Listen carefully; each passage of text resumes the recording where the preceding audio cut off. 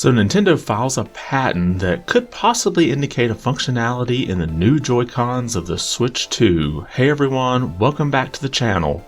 Now I will put a caveat here, there's no guarantee that this feature will be in the new Joy-Cons of the Switch 2, but it does bring up some interesting options. First, let's take a look at the abstract of the patent that was filed on October 8th but was just made public today. The system includes a controller operated by a user and one or more processors.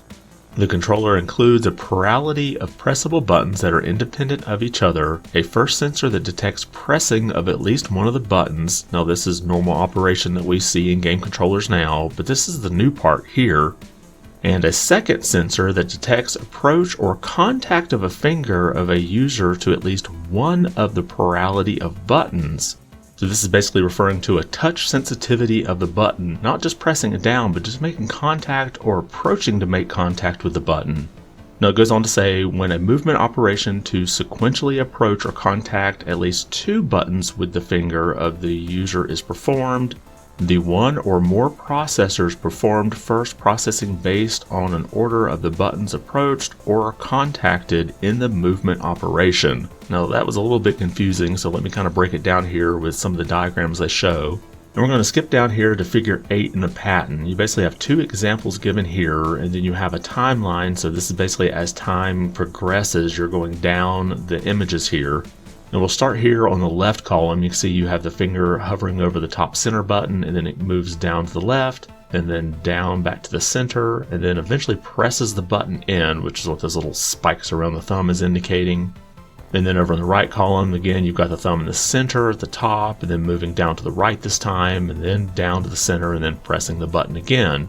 So you basically have the controller detecting the movement of the finger across the buttons, and then eventually pressing the button, probably indicating like some type of gesture to do something in the game. And now here you can see in figure 10 you have a similar example, but they refer to this as a cursor movement input standby in that second image there.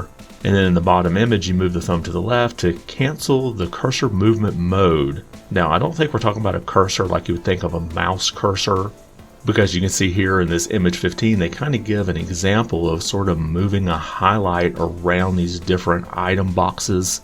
So basically, instead of like using the analog stick to move around here, you can just kind of hover your thumb across the buttons and move and select which item you want. Now I think it's interesting here that all the figures that they show are using Joy-Cons and none of them are using an actual Pro controller for this feature.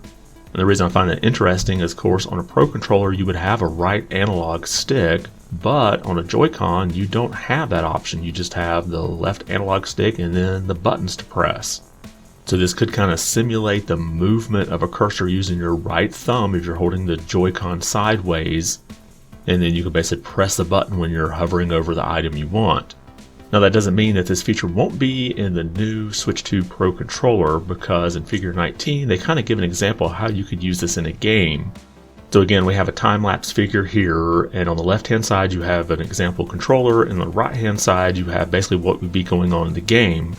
So in the game you can see a person's basically squatting with a weight, and then on the left hand side you can see how the finger kind of moves straight up and down, and that center position is being detected because you're touching both buttons at the same time. So you basically follow along with your thumb on the exercise that's going on the screen, or you make the exercise happen on the screen by moving your thumb. Now again, these are just examples in the patent here, no guarantee this will be in an actual game, but it does give creators an idea of what they could use this function for. And they give a few other game examples, but I want to skip down to figure 22 here because it kind of shows a different function here. You have the Joy-Cons on the left hand side basically just being held straight, but then the right hand column shows them tilted. And the description that went along with this basically said you can tilt the Joy-Con and kind of give a different functionality. So maybe say in the game you're supposed to be going up a hill, so you might have to tilt the Joy-Con to kind of match what's going on the screen. And the last figure here in the patent kind of shows you're trying to aim at, say, some balloons up in the air. And then they have on the left here, you can use the analog stick to kind of move the sight around, but then you could use your buttons to kind of touch and do some fine adjustment on that sight and give you a little better control. And then at the end they kind of mention some examples that you could use this feature on. One they mention here is an electronic book, and you could kind of use this touch button function as sort of like a page up or page down on the electronic book. And then the last example they give I thought was kind of interesting is using it in a rhythm game. You can basically gesture left and right by moving the thumb left and right across the buttons. You can do the same thing with like up or down, or even a rotation, just rotating across all 4 buttons. So definitely an interesting patent here, and again, no idea if this will actually be a feature in the Switch 2, but I can see all kinds of uses with this patent, so let me know if there's anything you can think of that this could be used in, either a game or maybe some type of navigation. And let me know if you think this might be an actual function in the Switch 2 Joy-Cons as well as the Pro Controller. Drop your comments below and let me know your thoughts. And if you liked the video, be sure to give it a thumbs up, and if you haven't subscribed yet, consider doing so. It really does help the channel out quite a bit. I want to thank you for watching, and be good.